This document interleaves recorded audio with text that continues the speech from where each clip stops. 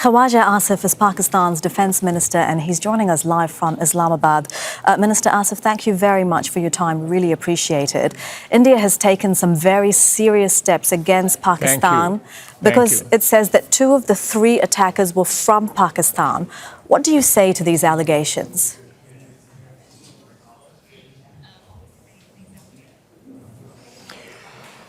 I strongly refute the allegations leveled by the Indian government. We have absolutely no connection with this is some sort of homegrown resistance movement in occupied Kashmir. You know, Kashmir is occupied by Indians against the will of the people over there and against the resolutions of United Nations way back in 1948. So this is something which is simmering for almost 76 years. There are for lulls of 6 years, 3 years, 4 years, and then the protests and other violence erupts again. So this is something which is very normal. Accusing Pakistan for that won't solve the problem. That you have to solve the problem of Kashmir according to the UN resolutions. That is all. It will solve everything. The terrorism and unrest and everything will be solved. Well, both countries, of course, India Pakistan... is bent upon perpetuating its rule in Kashmir. Yeah, Pakistan and India both accuse each other of occupying parts of the territory which they both claim in full. Pakistan has denied any involvement in the attack almost as quickly as India pointed the blame at Pakistan, offering no proof or evidence. So will authorities in Pakistan, will they look into whether there was any involvement from Pakistani nationals in the attack?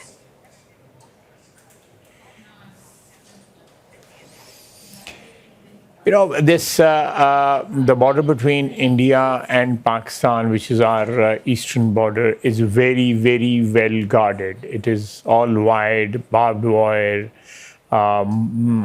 mined, and hundreds of thousands of soldiers on both sides. So the infiltration of some sort of armed groups cannot be, it's just not possible.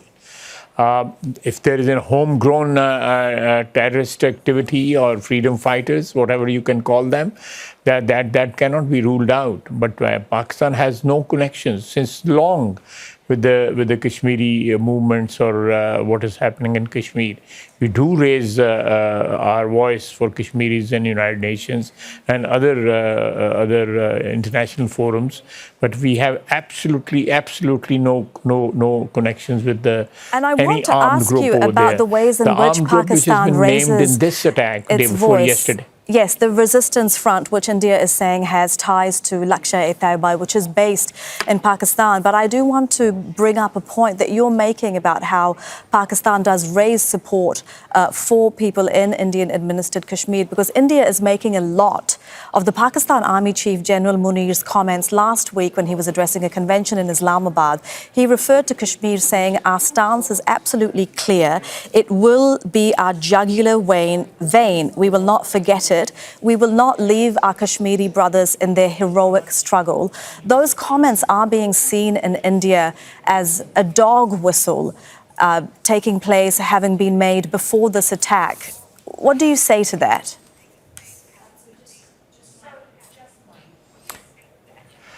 Let me, remind everybody that what General Asim Munir said in that convention about 4 or 5 days or 6 days back were the words of our founder of our nation, Muhammad Ali Jinnah.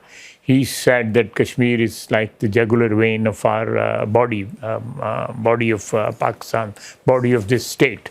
So he repeated those words. He reminded the words of Muhammad Ali Jinnah to the gathering over there. That is one. And secondly, we have never abdicated the claim we have on Kashmir, which is validated by the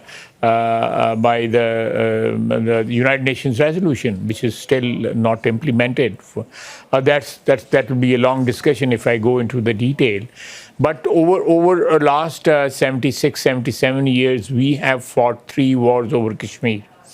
In 1965 fought a war, then in 71, then in Kargil, then in Siachen. So most of the wars we have fought with India, or India has fought with us, are basically over Kashmir. So that is a burning issue, and I think the world community must pay some attention to this very, very dangerous dispute and standoff in the subcontinent, which can flare up, God forbid, into a nuclear confrontation also, because both the countries are nuclear powers. But this blame game from Modi himself was responsible for massacre for 2,200 Muslims in his native state of Gujarat when he was CM over there, Chief Minister over there. And he was banned from entering America. His visa was refused. He was declared international pariah because of his connections with the massacre in Gujarat. And subsequently, in last 16 or 17 years since BJP has come into power in India, the Muslims and the minorities in India are being regularly hunted down. They are being killed. They are being brutalized. They are being, evicted from their houses, evicted from their villages. It's a very, very organized campaign of the Hindutva. Hindutva is the theory which the ruling party of India preaches, that is the superiority of the Hindu religion and the people who believe in that religion. This itself is something which amounts to terrorism or extreme fundamentalism and religious fundamentalism. It could be any religion, but in case of India, it is Hinduism. Mr. Asif, the last time India blamed Pakistan for an attack in Indian-administered Kashmir in 2019, it responded by carrying out cross-border attacks in Pakistan for the first time in nearly 50 years. Are you worried about such action again?